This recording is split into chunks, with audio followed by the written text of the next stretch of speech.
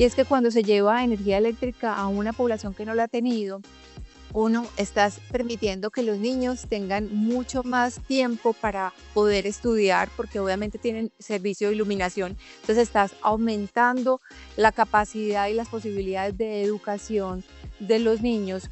Dos, estás permitiendo que las personas puedan refrigerar los alimentos. Eso se traduce en menos costos porque no tienen que estar comprando el diario, sino que pueden efectivamente tener un proceso, digamos, de aprovechamiento en su refrigeración. Tienes también la posibilidad de generar procesos de desarrollo. No es lo mismo llevar energía eléctrica para que simplemente ilumines un bombillo, que es muy valioso, sino también para que generes procesos productivos en las zonas rurales e inclusive urbanas. Los líderes tenemos que inspirar, porque es que un líder no se las sabe todas. Un líder no es el que sabe absolutamente todo o sabe más que su equipo de trabajo. Creo que un líder tiene que tener la capacidad de movilizar el talento de las personas, identificar el talento de las personas y ponerlo al servicio de las organizaciones y sobre todo, obviamente, de la sociedad.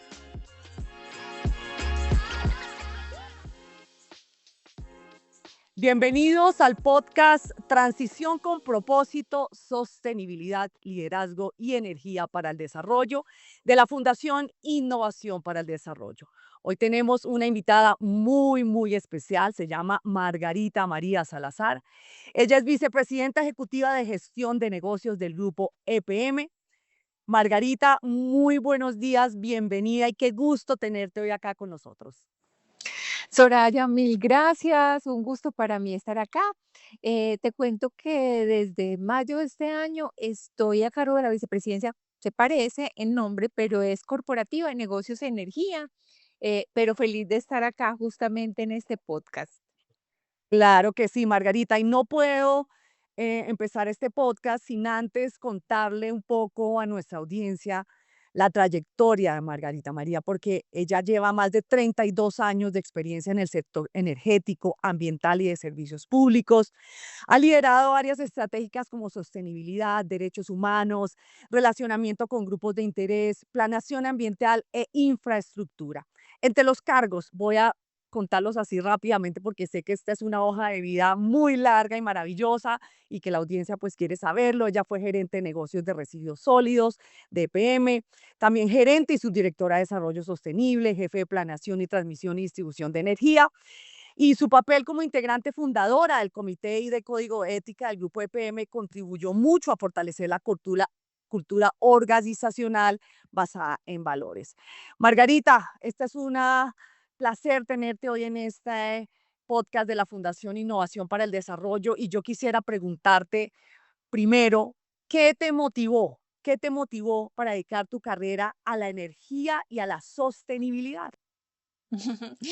Soraya, muchas gracias de nuevo y contarte, a ver, yo llevo, sí, casi los 33, casi que los 34 años en Grupo EPM, una empresa maravillosa, la verdad. Empecé como estudiante de práctica y empecé justo en el negocio de energía. Y ahí tuve la fortuna de tener, pues yo he tenido muchos maestros en el camino y tuve la fortuna de tener tanto un jefe como un tutor en planeación, distribución de energía maravillosos, dos personas muy conocedoras del mundo de la energía que me llevaron, digamos, de la mano y le tomé un amor enorme al mundo de energía. De verdad que fue un aprendizaje muy grande el que tuve y eso marcó de alguna manera una pauta muy importante en mi vida y en mi carrera laboral. Después de que estuve en energía y pasando un proceso, digamos, de dentro de la organización, estuve en el área de finanzas que tú ya lo mencionaste también, dentro del negocio de energía, de transmisión, distribución, inclusive gas. Tuve la fortuna, por cosas de la vida, que lideraba la planeación del negocio de transmisión y distribución de energía en algún momento y una de las personas que trabajaba en la gerencia comercial de ese entonces estaba abordando temas de responsabilidad social empresarial en ese entonces y era un tema que poco se le prestaba atención en el mundo organizacional, inclusive no era un tema solo en EPM, sino que era, yo creo que bastante generalizado. Esa persona me busca y me dice, necesito que me ayudes con esto para ver si podemos movilizarlo dentro del negocio de transmisión y distribución. esa persona lo venía trabajando con un grupo muy pequeño de personas en otra dependencia de nivel corporativo. Y empiezo yo ese trabajo como de apoyo y acompañamiento a esta persona, porque la verdad es que hoy el mundo habla de sostenibilidad, de desarrollo humano sostenible con mucha naturalidad, pero fue un tema que en el pasado fue muy complejo, porque estoy hablando de hace aproximadamente 25 años. Era un tema que no era tan común y empiezo a trabajar con ella estos temas y me enamoran también y encuentro ahí un potencial enorme, casi que un sentido de lo que hace el grupo EPM, que es la prestación de servicios públicos domiciliarios, que cambian la vida de las personas, entender qué hay detrás de cada uno de los servicios que presta el grupo EPM y cómo se moviliza la vida de las personas y cambia significativamente de un servicio de acueducto de calidad, o sea, proveer agua de calidad cambia la vida de las personas en cualquier población. Proveer servicios de energía eléctrica o gas también genera procesos de desarrollo. Entonces, desde ahí, digamos que se marcó una pauta muy importante para mí. Y ya en el camino viene una administración para EPM que le dio mucho impulso en ese momento al tema de responsabilidad social empresarial y creo que ha sido una fortuna porque hemos logrado como organización sentar unas bases muy sólidas de lo que significa una gestión empresarial responsable, responsable desde lo humano, responsable desde lo social, responsable desde lo ambiental. Entonces creo que ha sido un trabajo de 25 años en el grupo EPM de manera deliberada en donde se ha logrado, digamos, como cimentar esas bases sólidas para una forma de gestionar empresarialmente con una visión muy, muy integral. Margarita, ¿cómo se generó ese cambio? Como tú decías ahorita, en ese momento hablar de sostenibilidad hace más de 25 años era un tema que pues muy poca gente entendía ni lo tenía en su radar. Cómo fue empezar a involucrar el tema de sostenibilidad a nivel empresarial y cómo lo recibía la gente en ese momento y cómo lograr que cambiara hasta lo que lo entendemos en este momento? O sea, ¿cómo fue ese proceso de transición para que la gente lo entendiera, lo asimilara y lo estructurara? O sea, lo involucrara en los procesos, porque no se conocían, no se entendían, la gente no lo tenía muy en cuenta. ¿Cómo hicieron este proceso? Y tuvo que haber sido una labor muy, muy importante para que lográramos llegar hasta el punto en que estamos ahorita 25 años después. Sí, Soraya, la verdad es que cuando miro como en retrospectiva y veo todo el trabajo que se ha hecho, que no fue solamente, digamos, responsabilidad ni me faltaba mía, sino de muchas personas que estuvieron en el tema, la verdad es que al principio fue muy complejo, muy complejo. Estos temas se veían como algo exóticos en las organizaciones, como un asunto solamente de gente que está en lo ambiental y en lo social. Casi que yo molesto mucho, pero yo digo, era como una mirada, esto es de los hippies, esto no es del mundo de los negocios, esta es la cara linda de las organizaciones. Y para nada, para el grupo EPM siempre ha sido, desde que empezamos a trabajar en esto, fue de una manera deliberada y es, esto hay que volverlo una forma de gestionar la organización, de gestionar todo lo que hacemos. Pero no fue fácil, o sea, yo creo que inclusive una de las cualidades que en ese momento de pronto ya no es tan necesario, pero la tolerancia a la frustración en el sentido de seguir y persistir en el tema y sobre todo empezarlo a ver de manera articulada a las actividades nucleares de las organizaciones, yo creo que es el punto más ganador. Cuando se empieza a ver que la mayor potencia de toda esa visión de sostenibilidad está en cuando, digamos que cuando la organización logra anclar toda esa mirada estratégica desde lo que hace la organización, no como algo ajeno a la organización, como algo externo, sino algo inherente en lo que hace, es decir, cómo hacer negocios que sean sostenibles para las organizaciones, pero también para los grupos humanos con los cuales las organizaciones se relacionan, es fundamental. Entonces fue una carrera muy bonita, sin duda, de persistencia, de entender muy bien y traducir eso que significa, porque en esto también tuvimos y tenemos todavía olas de, digamos, de moda, en donde en algún momento se hablaba de responsabilidad social, después de generación de valor, cuando Porter sacó su informe, su visión de valor compartido. Entonces, que las organizaciones más que por caer en una moda, comprendamos realmente qué es lo que implica hacer las cosas de una manera distinta. Las organizaciones muchas veces vemos una relación muy directa solamente con los clientes y usuarios o con los proveedores, pero hay una cantidad de actores con los cuales nos relacionamos, con personas con las cuales nos relacionamos y para las cuales nosotros podemos generar valor, un valor mutuo para ambas partes. Entonces, ese proceso fue un proceso de paciencia. Creo que en particular desde hace unos años, cuando el mundo financiero empieza a percibir la importancia de estos temas, creo que también se le da un impulso muy grande y es porque desafortunadamente a veces aprendemos los seres humanos como de las crisis. Y en particular, por ejemplo, tuvimos muchos casos a nivel mundial en donde organizaciones que, por ejemplo, desde lo financiero mostraban resultados muy buenos, empezaron a mostrar situaciones complejas desde lo ambiental o desde lo social. Yo recuerdo mucho una compañía internacional que quedó en primer puesto en el índice del Dow Jones de sostenibilidad, que mide justamente las mejores prácticas en sostenibilidad por sector, y fue inmediatamente la tuvieron que bajar del primer puesto porque estaba entregando una información que no era adecuada, no era precisa, no era correcta, no era fiable en términos de emisiones, por ejemplo, de gases de efecto invernadero. Y recuerdo mucho que a partir de esa situación y de muchas otras, el mundo inversionista empezó a decir, venga, que no hay que mirar solamente los EBITDA, las rentabilidades sobre activos, sobre patrimonio, sino también que hay que mirar el desempeño de las organizaciones en materia de gobierno corporativo, en materia social, en materia ambiental, y empiezan a preocuparse porque ya saben que inclusive sus recursos quedarían muy expuestos y si los entregan a una organización que no tiene comportamientos socialmente responsables o ambientalmente responsables. Entonces, creo que ahí también el mundo como que empieza a reaccionar y es, esto es un tema de sostenibilidad de manera integral, no es una cosa separada de la organización, es inherente a las operaciones y creo que ahí empieza todo ese digamos, como esa fuerza que se le está dando. Además de que mundialmente aparece la Agenda Mundial de Desarrollo, que venía, digamos, la primera agenda que tuvimos fue la de Objetivos de Desarrollo del Milenio, que esa terminó en el 2015, que eran 8 objetivos,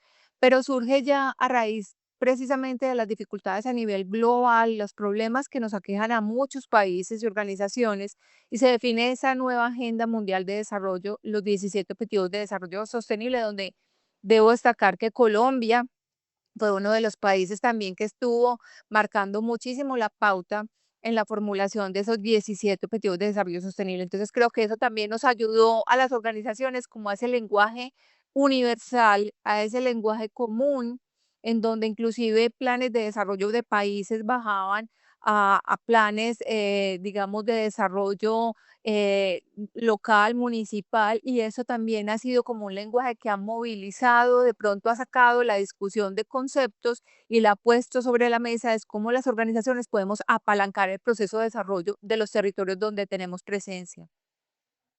Totalmente. Interesantísimo. Socialmente responsable. Eso es un término importante, sobre todo un sector como el que tú estás, que impacta a la vida de las personas. Eh, ¿Cómo, una pregunta que a mí me surge en este diálogo, como pues una persona, una ciudadana común y corriente, es cómo las personas o este impacto que ustedes están teniendo en las personas, ¿cómo pueden saber ellos que ustedes están impactando en sus vidas? O sea, ¿en qué se traduce ese impacto socialmente responsable eh, para que te siga inspirando y para seguir liderando estos proyectos con propósito desde EPM? Bueno, muy buena esa pregunta, me encanta porque normalmente damos por hecho el impacto que tienen las cosas que hacemos y normalmente no somos tan conscientes. Venga, ¿cuál es el impacto real que nosotros estamos produciendo en las personas, en la calidad de vida? A mí me encanta una frase que dijo Amartya Sen, que fue un premio Nobel de Economía, que decía que precisamente el trabajo consistía no en enriquecer las organizaciones per se, sino enriquecer la vida de las personas. Y creo que eso es lo que debemos hacer las organizaciones. Cuando nosotros llevamos energía eléctrica a una población que no la tiene, las condiciones de vida cambian muchísimo. Por ejemplo, en zonas rurales, y ahí apelo a una experiencia que tuve muy bonita con la estructuración del proyecto Antioquia Iluminada hace unos años, y es que cuando se lleva energía eléctrica a una población que no la ha tenido, uno, estás permitiendo que los niños tengan mucho más tiempo para poder estudiar, porque obviamente tienen servicio de iluminación. Entonces estás aumentando la capacidad y las posibilidades de educación de los niños. Dos, estás permitiendo que las personas puedan refrigerar los alimentos. Eso se traduce en menos costos porque no tienen que estar comprando el diario, sino que pueden efectivamente tener un proceso, digamos, de aprovechamiento en su refrigeración. Obviamente los alimentos no se ven alterados porque puedes tener un cuidado mayor de los alimentos, pero tienes también la posibilidad de generar procesos de desarrollo. No es lo mismo llevar energía eléctrica para que simplemente ilumines un bombillo que es muy valioso, sino también para que generes procesos productivos en las zonas rurales e inclusive urbanas. Entonces, cuando tú ves que efectivamente uno de los apalancadores del desarrollo humano es el acceso a la energía, cuando Naciones Unidas inclusive calcula el índice de desarrollo humano anualmente. Ese índice de desarrollo humano pues tiene muchas complejidades, muchas variables que se conjugan, pero una sin duda es el acceso a la energía. O sea, ese es uno de los factores porque cambia radicalmente, no es lo mismo. De hecho, yo cuento una anécdota a veces que me pareció muy linda cuando hicimos Antioquia Iluminada y llegamos a una zona donde no había energía, entonces pues estábamos con la comunidad y cuando pues se encendió el bombillo, la fiesta, pues celebrar la llegada de la energía, pero uno de los campesinos que estaba digamos, en ese momento, quería apagar el bombillo para ver cómo se apagaba y se tomó su sombrero y empezó a mover el sombrero como apagando el bombillo, como si estuviera apagando una vela. Entonces, mira el cambio tan impresionante que para nosotros puede ser muy natural, para las personas eso es un cambio exponencial en términos de su condición y su calidad de vida. Entonces, la energía eléctrica sin duda apalanca el desarrollo. De hecho, hay una correlación altísima en los niveles de desarrollo frente al consumo de energía. Ahora, lo que sí estamos apuntando, nosotros somos una organización que venimos trabajando desde hace mucho tiempo, digamos, buscando una operación cada vez más limpia energéticamente. Tenemos una matriz energética muy limpia. De hecho, Colombia también la tiene, pero sabemos que hay que seguir trabajando porque los retos a nivel de cambio climático son retos que no discriminan. No importa que tu país tenga unas emisiones muy bajas en carbono, pero Colombia particularmente se vería muy y se ve muy impactado justamente por los efectos derivados del cambio climático, que lo que han hecho es exacerbar los fenómenos naturales del clima, el fenómeno del niño, el fenómeno de la niña, cada vez se exacerban mucho más, tenemos veranos más fuertes, lluvias más intensas, entonces obviamente el cambio climático a quién termina exponiendo con mayor facilidad a la población más vulnerable. Por eso venimos trabajando, a pesar de tener una matriz limpia, de avanzar obviamente en energías renovables como la solar, la eólica, geotérmica y la hidráulica, que también hace parte de las energías limpias y renovables. Entonces, digamos que el impacto de la energía en un país, en cualquier comunidad, es un motor de desarrollo fundamental. Ahora, el tema de ese camino y esa evolución que se ha hablado tanto de la transición energética, que a mi forma de ver me gusta más inclusive hablar de una transformación energética y lo hemos comentado en algunos momentos en la organización, porque no es solamente el cambio o la sustitución de la forma de producir energía desplazando combustibles fósiles, sino también de comportamientos tanto desde la producción de la energía, la distribución, pero también el consumo de la energía. ¿Cómo podemos buscar no solamente ese evitar, porque la transición energética surge como un llamado urgente a lograr las metas que hemos establecido como humanidad para evitar un calentamiento global superior que obviamente ponga en riesgo los ecosistemas y lo que se está buscando, y obviamente a la humanidad en sí misma, y ese proceso de ir acompasado de un proceso que también sea muy incluyente, muy equitativo y que genere desarrollo humano sostenible, porque no se trata de sustituir, sino cuántas personas trabajan en industrias con combustibles fósiles. Entonces, ¿qué va a pasar con esas personas? ¿Cómo se hace un reemplazo de esos puestos de trabajo por otros?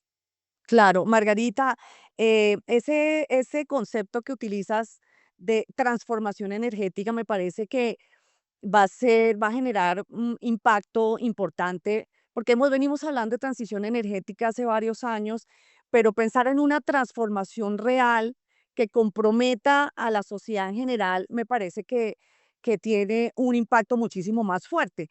Y pensando en esa transformación energética, pues que siempre la asociamos a más inversión, más tecnología, llevar a las comunidades estas oportunidades, pero tú hablabas ahorita del tema de inclusión, de bienestar para estas comunidades que históricamente han estado rezagadas. Y un ejemplo tan simple que para nosotros en las capitales del país creemos que es muy natural prender la luz, o sea, que uno cree que eso ya es algo que lo tenemos ganado. Hay muchas zonas rurales de Colombia que no cuentan con eso. Entonces, digamos, ¿qué aprendizajes te deja esta experiencia de acceso a energía en estas zonas apartadas y qué más podemos hacer, digamos, en términos de llegar a esta transformación energética que queremos los colombianos y en qué nivel estamos, es decir, en qué nivel frente al mundo está Colombia? Ujú.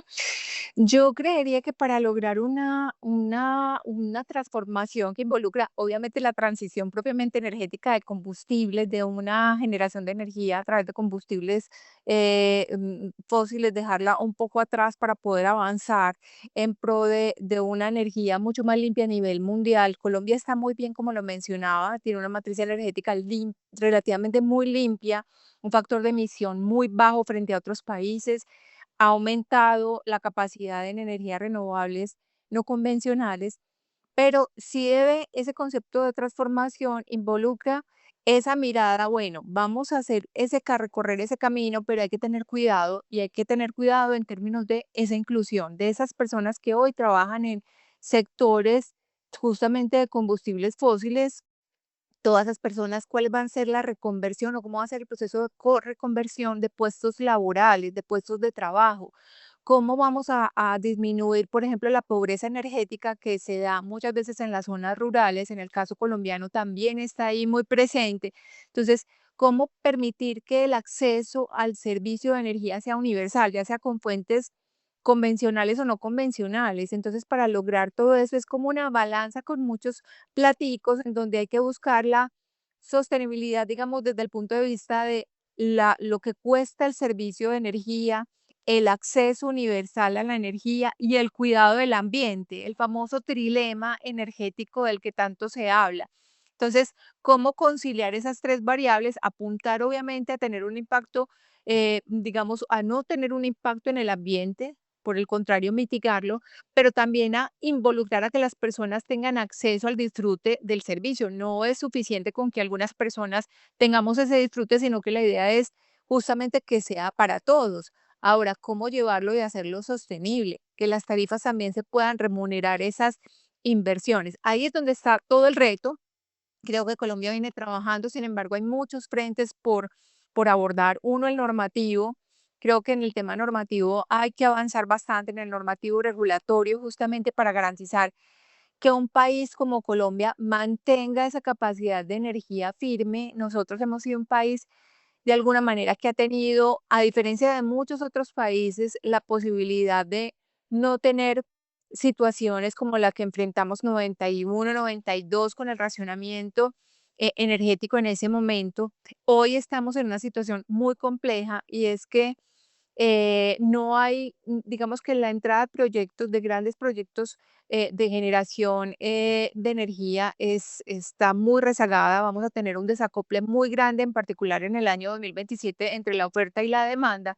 Entonces se requiere movilizar acciones que viabilicen y que faciliten la entrada en proyectos de generación de energía, pero también en proyectos de transmisión de energía, porque no es suficiente tener energía generada, sino también que esas grandes autopistas o ese sistema circulatorio por el cual recorre la energía también tenga la capacidad. Entonces, eso para permitir llegar a más personas y sea a través de energías, como lo mencioné, energías limpias, pero las energías limpias también, las renovables no convencionales, tiene que tener también, digamos, como la solución en temas de almacenamiento de energía. La solar y la eólica son energías que son intermitentes, o sea, llegan las 5 de la tarde en particular y la solar, ya no se produce más energía. Entonces tienes que tener un sistema que le dé firmeza al país para que en esos momentos donde no hay la iluminación, obviamente pueda entrar ese respaldo de energía.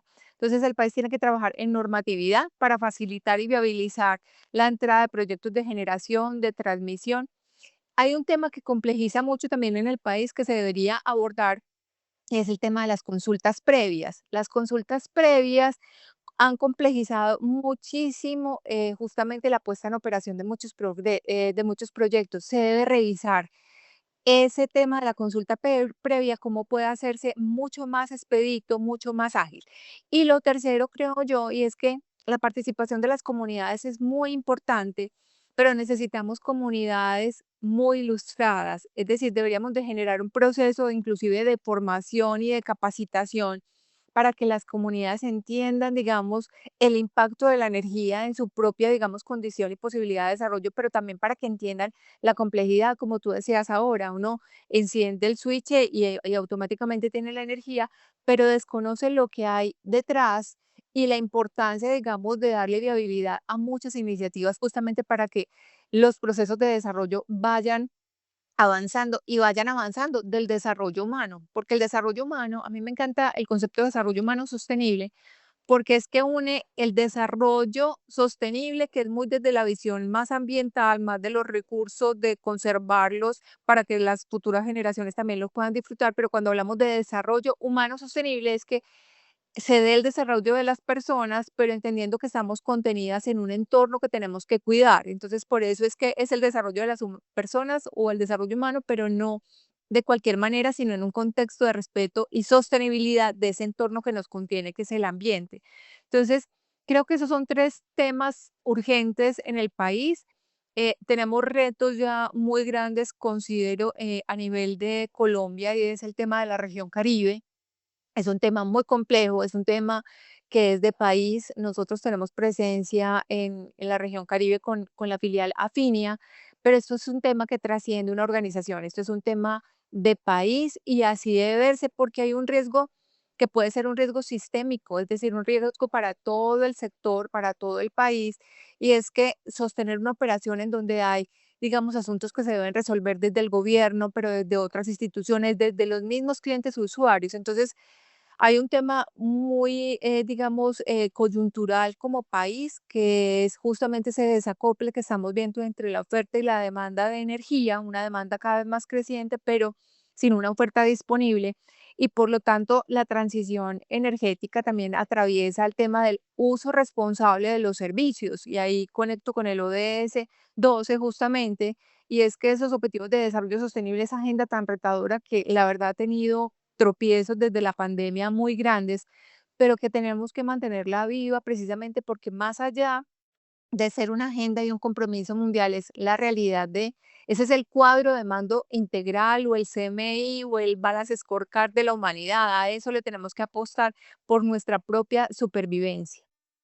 Margarita, frente a esto que tú nos dices y estas barreras que tenemos que enfrentar en términos de transición energética, en términos de buscar oportunidades para las comunidades, tú nos hablas de una barrera normativa y de una barrera de consultas previas, y es algo que escuchamos repetidamente cuando los expertos están hablando en que Colombia va a tener de pronto algún tipo de, digamos, no digo problemas, sino va a tener que enfrentar unos desafíos energéticos en el futuro, porque no se están realizando estos grandes proyectos que estaban previstos. ¿Qué nos puede esperar y qué tenemos que hacer para que Colombia vuelva a retomar el camino de ponernos al nivel de una transición, de llegar al nivel que estamos buscando? Porque estos problemas son reiterados, o sea, eso lo venimos escuchando hace muchos años. ¿Cómo lograr que estas normativas no nos sigan frenando este desarrollo sostenible? Soraya, yo creo que en la parte normativa, primero, dar mucha estabilidad, inclusive para las inversiones en proyectos, o sea, dar señales de estabilidad cuando tenemos una normatividad que está cambiando, que de pronto no asegura, no da la confiabilidad. a los inversionistas para que puedan desarrollar sus proyectos. Esto pone en una situación de vulnerabilidad la seguridad energética. No solamente proyectos de generación, también el tema de los proyectos de transmisión que tienen una cantidad, digamos, como de cuellos de botella, a veces muy desde lo normativo, muy cosas que se pueden agilizar y mejorar para que fluyamos mucho más rápido en la expansión del sistema de transmisión nacional que se requiere, porque ese es como en el organismo, como el sistema circulatorio por el cual está pasando la energía en el país, también tiene unos cuellos de botella que deben ser resueltos. En el caso de consultas previas, obviamente, hacerlas menos burocráticas si se quiere, o sea, unos procesos mucho más rápidos porque están bloqueando mucho el inicio de proyectos que se requieren, que efectivamente como país requerimos. O sea, la energía es un elemento fundamental para los procesos de desarrollo y más un país como Colombia que la hace de una manera responsable porque tenemos una matriz muy limpia, entonces, y que estamos apuntando cada vez tener mayores proyectos de energías renovables donde obviamente esa energía se requiere, pero necesitamos que llegue oportunamente. La verdad es que Colombia ha tenido varias décadas en donde ha podido sortear, digamos, como el abastecimiento de energía que requiere el país. En el caso del Grupo EPM, la entrada del proyecto Ituango, las primeras 4 unidades, y realmente sirvieron enormemente para evitar y evitaron un racionamiento en el país, pero el crecimiento de la demanda está aumentando y la cantidad de proyectos que están entrando es muy pequeña o de una escala muy pequeña que no es suficiente. Entonces, es altamente probable que nos veamos en una situación de dificultad en el abastecimiento de energía y pues eso prácticamente nos pone en un retroceso frente a temas como, por ejemplo, la inclusión, es decir, que llegue la energía a todos los lugares, que tengamos, no, que no tengamos pobreza energética, como lo mencionaba ahora, pero también el tema de la educación. Yo creo que ese es uno de los puntos importantes, la educación en materia, digamos, de lo que significa la energía para todos. Creo que es algo que debemos trabajar inclusive con las mismas comunidades para que ellas mismas viabilicen y ayuden a movilizar el desarrollo de proyectos que están en armonía con el ambiente, porque es que no son excluyentes. Uno puede lograr que los objetivos, digamos, de la seguridad energética converjan con los objetivos de desarrollo humano, no son excluyentes, no estamos hablando de cosas separadas, pueden ir perfectamente de la mano. Entonces, ese tema de educación, desde las industrias, desde los hogares, el tema de uso responsable de la energía. Desde ya, en la medida que nosotros moderemos también nuestro consumo, que sea un consumo responsable del energético, obviamente también estamos contribuyendo a sortear una situación más compleja, pero sin duda creo que el tema normativo en el país es fundamental, que se resuelvan muchas de las, digamos, dificultades, que demos tranquilidad a los inversionistas para que se desarrollen proyectos. Un inversionista no va a ejecutar un proyecto si tiene incertidumbre fiscal, regulatoria, normativa, no lo va a hacer. Entonces, obviamente, el país se vería ahí definitivamente afectado y por lo tanto, todos estos temas que estamos hablando de avanzar en un tema de seguridad energética, de eliminación de la pobreza energética, y es cuando se elimina la pobreza energética, cuando yo puedo llegar con el servicio de energía para que todos lo puedan disfrutar independientemente de donde se encuentren, ya sea con infraestructura convencional o no convencional, con fuentes de energía de diferentes formas, ya sea a través de solar, de proyectos eólicos. Obviamente estos tiene que ir evolucionando a proyectos con almacenamiento. Es fundamental trabajar en temas de almacenamiento, por lo que te mencionaba, porque en el caso solar, pues tenemos prácticamente una muy baja firmeza, lo mismo que en el eólico, mientras que en la hidráulica, que es una energía limpia, sí te garantiza, digamos, una energía firme importante. Entonces sí creo que tenemos unos retos como país importantes, vienen desafíos, como tú lo mencionabas, fuertes, y necesitamos celeridad realmente en ese tipo de acciones desde todos los sectores, porque eso no le corresponde solamente a un actor en la sociedad. Margarita, vámonos ahora a un tema que es importante y es innovación, proconsumidores y ciudad sostenible. Es un tema que es también conceptos que estamos escuchando mucho ahora.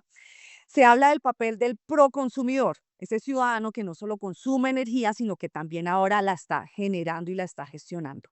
¿Cómo está preparado EPM para acompañar este cambio de mentalidad y de modelo?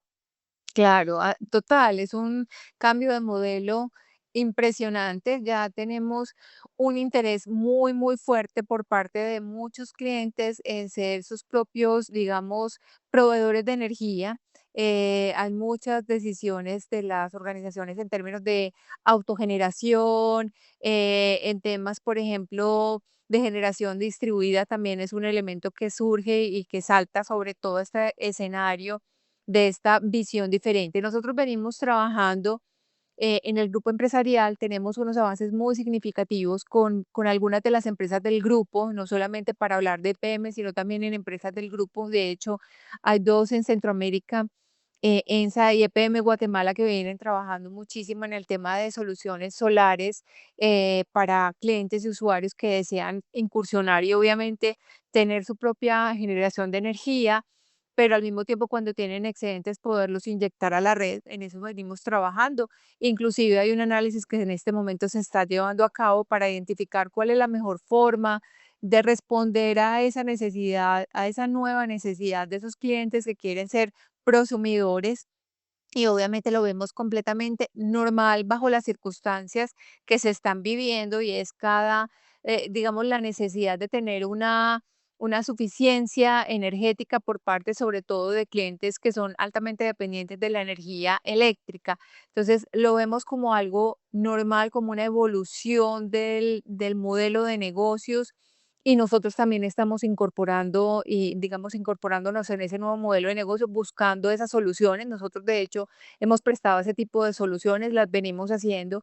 Es una solución que obviamente desde el punto de vista del cliente usuario es muy buena, pero también obviamente nos demanda desde el punto de vista nuestro como operadores de red, porque obviamente un cliente tiene que estar registrado, digamos, ante el sistema cuando está, digamos, generando o excedentes, no solamente su autoconsumo, sino que inyecta energía a la red. Entonces venimos trabajando en eso, evolucionando mucho el tema de la experiencia del cliente usuario, analizando muy bien cuáles son esos nuevos, digamos, factores que movilizan a los usuarios, a los clientes a consumir la energía, cuáles son los usos que están teniendo, cuál es la experiencia del cliente usuario que nos interesa tanto, no solamente el cliente industrial, sino también el cliente residencial, eh, que de alguna manera nos da tantos elementos para mejorar en temas de prestación del servicio. Claro. ¿Algún proyecto concreto, digamos, que le podamos contar a nuestra audiencia que a ti te genere, que te haya generado un impacto, que te parezca inspirador, en términos de transición energética, este tipo de innovaciones tecnológicas y sociales? ¿Alguno que te parezca supremamente inspirador y creas que lo debamos conocer? Yo creo que los proyectos son inspiradores en sí mismos por el impacto que ocasionan en la vida de las personas. Para mí eso es lo que moviliza realmente un proyecto. Yo, sin duda, creo que los proyectos hay de muchas escalas, de muchas, digamos, pueden ser muy distintos. Yo te menciono, sin duda, el proyecto Ituango es un proyecto con el cual hemos tenido una experiencia, digamos, muy compleja, pero al mismo tiempo enriquecedora, porque ha sido un proyecto de país. A mí me parece que el proyecto Ituango, digamos, de alguna manera nos puso retos muy grandes como organización, como clásica y como sociedad. Es un proyecto de una envergadura enorme, obviamente es un proyecto muy, muy grande, con muchas variables a gestionar importantes desde lo técnico, pero también desde lo social, desde lo ambiental. Y la verdad es que la contingencia que tuvimos con el proyecto fue una contingencia que sin duda marca un antes y un después del grupo EPM. Creo que ha sido de alguna manera un reto muy importante, eh, y creo que la ingeniería es absolutamente maravillosa, pero detrás también de la ingeniería está también como la voluntad y la disposición. Y a mí en particular ese proyecto me inspiró mucho justo cuando ocurrió la contingencia, la voluntad de muchas personas y el liderazgo empresarial que se tuvo en el momento tan importante de privilegiar la vida de las personas por encima de un proyecto. Y creo que eso es absolutamente maravilloso cuando uno pone realmente sobre la base lo que es importante, ese fundamento ético y es, venga, primero hay que salvaguardar la vida de las personas, siendo un proyecto con una inversión muy grande, muy cuantiosa. Esa decisión que se tomó en su momento de desviar a Casa de Máquinas justamente el agua y lo que iba a ocasionar obviamente esa decisión, pero era privilegiar, vuelvo y repito, la vida de las personas y creo que esa para mí fue como más allá del proyecto de infraestructura, que es un proyecto obviamente de admirar por lo que significa, por el tamaño, por toda la ingeniería que hay ahí, todo lo que se ha desprendido desde ese momento, inclusive también, pero ese momento para mí fue muy importante. Yo llevo mucho tiempo en la organización y de verdad que ha sido de los momentos creo que más complejos que como organización tuvimos que enfrentar. Y a mí, la verdad, lo que ocurrió, ese liderazgo conjunto, ese liderazgo obviamente a la cabeza de un gerente general que supo poner sobre la mesa lo más importante en ese momento, que era el cuidado de la vida. Creo que para mí es de las cosas más conmovedoras, si se quiere. Bueno, muy importante esa experiencia, Margarita, de lo que sucedió en Ituango y que pues que muchos colombianos no sabíamos todo el capital humano que tuvo que trabajar para evitar Sí. que muchas cosas sucedieran. Pero tú nos hablas de estos liderazgos y un liderazgo conjunto que logró que este proyecto tuviera un impacto en las personas. Y hablando de estas generaciones que están llegando y de estos nuevos liderazgos, ¿cuáles son las habilidades? ¿Qué competencias tienen que ser claves para que estas nuevas generaciones generen estos cambios que estamos esperando como sociedad en esta materia? Yo siempre he pensado que un buen líder tiene que hacer un ejercicio de introspección muy grande. Para liderar uno tiene que conocerse muy bien, conocer sus luces y conocer también sus sombras y gestionarlas. Creo que un líder tiene que hacer introspección para poder motivar y movilizar a otras personas. Yo creo que un líder tiene que ser muy conocerse a sí mismo para poder ser auténtico también en el liderazgo. Las personas tenemos una inteligencia que va más allá de la cabeza y es desde el corazón. Nosotros sentimos cuando alguien nos está hablando de manera auténtica y genuina y creo que los líderes tenemos que inspirar porque es que un líder no se las sabe todas. Un líder no es el que sabe absolutamente todo o sabe más que su equipo de trabajo. Creo que un líder tiene que tener la capacidad de movilizar el talento de las personas, identificar el talento de las personas y ponerlo al servicio de las organizaciones y sobre todo, obviamente, de la sociedad. Entonces, creo que ese para mí, sin lugar a dudas, es uno fundamental, esa capacidad de introspección, la capacidad de identificar el talento y aprovecharlo en el mejor de los sentidos para la sociedad. También creo que necesitamos líderes cada vez más integrales, es decir, líderes, y te cuento una anécdota, yo trabajé muchos años en finanzas. Cuando pasé a los temas de sostenibilidad, yo recuerdo mucho una persona que quiero mucho y me decía en ese momento, me dijo, ¿qué te pasó? ¿Cambiaste de religión? Como asombrado, ¿cómo fue que pasaste de finanzas al mundo de la sostenibilidad, al mundo de la lechuga en ese momento, más o menos? Y es muy particular porque en ese momento era como las empresas éramos como por un lado al negocio y por el otro lado en esos temas. Necesitamos líderes que sean capaces de integrar absolutamente todos los elementos de una gestión empresarial. Una gestión empresarial no se mide solamente por los resultados financieros, se mide por su impacto desde lo social, por su responsabilidad con el ambiente, por su capacidad para ejercer un buen gobierno, para contribuir a la sociedad. Eso es lo que necesitamos, líderes muy integrales. Obviamente, dentro de los equipos habrá expertos, pero sí líderes que sean capaces de ver el mundo completo, no escindido como lo vimos durante muchos años, vimos el mundo de las organizaciones escindidos. O sea, estos temas antes eran como pues ahí ponemos gente que de pronto le gusta el tema, pero por el otro lado va el negocio. No, eso ya es un tema de negocio. De hecho, creo que en las universidades, en los colegios, sin duda el tema, digamos, de sostenibilidad, o llámese como se llame, porque ahora también hay una tendencia y es, venga, ¿por qué no hablamos de regeneración? Entonces yo creo que en eso empiezan como las oleadas de los temas, que está bien.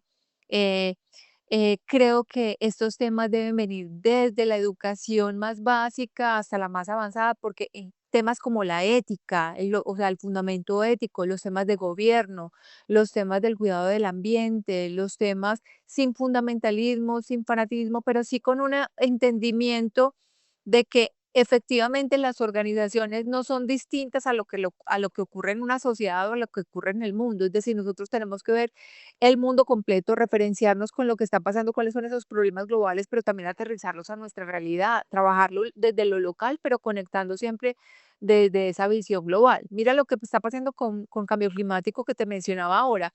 Colombia es uno de los países que tiene la matriz energética más limpia, menor factor de emisiones de CO2 por kilovatio hora o por megavatio instalado.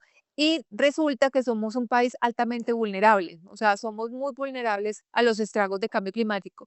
Entonces, por eso son cosas que creo que se deben ver independientemente de la formación académica, deberían ser base de toda la educación, básicos en la educación. Entonces, esa capacidad, esos líderes que sean empáticos, que sean capaces de entender lo que le ocurre al otro, llámese cliente, usuario, proveedor, colega, inversionista, un compañero de trabajo, tener la capacidad y la empatía de comprenderlo y traducirlo en cómo puedo yo ayudar a generar impactos positivos desde lo que hago, pero con un entendimiento de qué es lo que genera más potencia, dónde están las actuaciones que yo puedo generar impacto definitivo.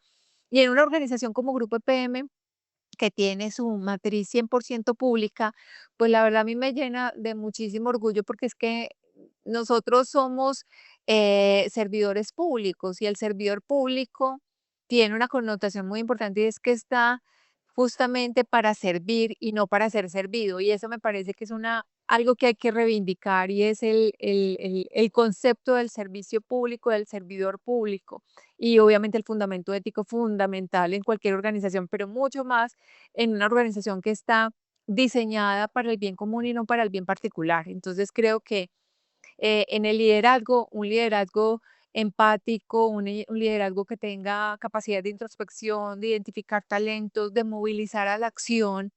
Necesitamos mucho trabajo colaborativo, mayor cooperación, menos competencia, porque creo que también la competencia es sana cuando estamos trabajando por encontrar cosas positivas y buenas, pero en las organizaciones hay que trabajar mucho el sentido de colaboración, el sentido de, venga, esto, hay algo más de fondo frente a la tarea que estamos haciendo, hay algo más de fondo en hacer o llevar a cabo una actividad qué es lo que impacta en la vida de las personas. Yo creo que todas las organizaciones tenemos impactos de manera haciendo o dejando de hacer y eso es muy importante, entender que ojalá sea de manera muy clara qué es lo que quiero lograr, qué impacto positivo quiero lograr y no entender como que nuestro aporte es muy pequeño, no, cada empresa aporta o cada persona aporta y finalmente esto va sumando. Esto no es un tema de romanticismo, sino de entender un poco que es una corresponsabilidad de las organizaciones, pero mía como colaboradora de una organización, mía como ciudadana, que también hay algo que puedo aportar para sumar. Claro que sí. Voy a hacer una última pregunta y es, Claro. las mujeres en estos cargos de liderazgo a los que hemos logrado acceder, algunas, no todas, todavía hay mucha brecha en el liderazgo femenino, pero tú has construido una trayectoria sólida en un sector que históricamente era dominado por hombres. Tú nos hablabas hace 25 años, cuando llegaste, todo esto. ¿Qué aprendizajes te deja este recorrido sobre el liderazgo y cómo poder impulsar esta participación más equitativa y diversa en el mundo de la energía? O sea, cómo que mujeres, más mujeres lleguen a estos cargos tan importantes de liderazgo. Bueno, creo que efectivamente todavía hay un terreno muy grande por avanzar. Eh, Yo pienso que las mujeres en el mundo laboral tenemos una capacidad de aporte muy grande, como obviamente pues reconozco el aporte de los hombres, creo que el vernos a nosotros mismas y reconocernos en nuestra capacidad de aporte sin perder nuestra propia naturaleza, condición, sin tener que ponernos en una condición como de rivalidad. con los hombres, creo que podemos sumar muchísimo y creo que cada vez se valora más el aporte de las mujeres en el mundo empresarial. Yo he tenido la fortuna de no verme nunca discriminada a lo largo de estos años. Jamás he sentido una discriminación ni en trato, ni en carga laboral, ni una preferencia. No, ha sido creo que un terreno que inclusive valoro mucho llegar a cargos por mérito y no por cuotas como en ocasiones se da, y es hay que poner una cuota de mujeres. Gracias a Dios no ha sido mi situación, me he sentido, digamos, desde ese punto de vista tranquila, pero sí creo que las mujeres tenemos un aporte y una posibilidad enorme que hoy los hombres están viendo. Ahora, creo que también entre nosotras mismas, las mujeres, tenemos que ser cada vez más solidarias y apoyarnos más. Muchas veces, y esto tiene un comportamiento casi que histórico, y es que cuando uno ve personas que han hecho obviamente análisis y muy juiciosos sobre lo que ha sido el proceso de evolución de la mujer en el campo laboral, muchas veces las mujeres pueden ser más duras digamos, como en esa posibilidad de llegar a posiciones importantes, y creo que las mujeres necesitamos nuestra propia solidaridad para apoyarnos, para motivarnos, para dar seguridad en que podemos hacerlo, que lo podemos hacer bien, que podemos aportar desde nuestra capacidad, que muchas veces las mujeres somos, no quiero decir que los hombres no, pero la misma intuición es valiosa. Yo siento que la intuición hay que valorarla fuera del conocimiento, es algo que tenemos y que hay que aprovecharlo positivamente. Entonces, mucha solidaridad entre las mismas mujeres.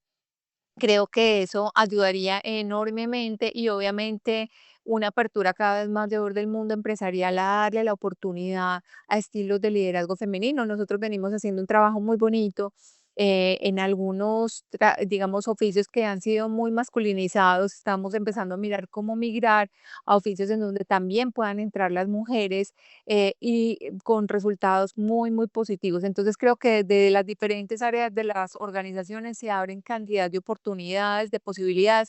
Somos un país en donde las mujeres cabeza de familia son muchas, entonces, por lo tanto, darle una oportunidad también a una mujer, obviamente partiendo de sus capacidades, de sus competencias, también estamos haciendo país, estamos contribuyendo a que una familia esté prosperando, esté mejorando sus condiciones de vida. Entonces, creo que ese tema de liderazgo femenino es muy valioso, sin malinterpretarlo, sino entendiendo la complementariedad. A mí me gusta mucho hablar desde la complementariedad, no se trata de decir que es mejor o peor esto o aquello, sino que desde la complementariedad creo que la mujer le aporta muchísimo al mundo empresarial con su conocimiento, con su capacidad, con su, digamos, resiliencia también. Creo que es un aporte muy grande el que brinda. Claro que sí, claro que sí. Pues quiero agradecer a Margarita María Salazar por este diálogo tan maravilloso. Me quedo con eh, conceptos muy claros: liderazgo desde el corazón, liderazgos que inspiran, liderazgo que se pone al servicio de la organización y de las sociedades. Me parece maravilloso poder escuchar este tipo de conceptos para que dejemos y terminemos este podcast de la Fundación Innovación para el Desarrollo. Y te agradezco muchísimo por haber estado aquí con nosotros. Soraya, mil gracias a ti y también muchísimas gracias de verdad por el espacio, y qué rico poder aportar algo para esta reflexión. Muchísimas gracias. A ti, muchas gracias.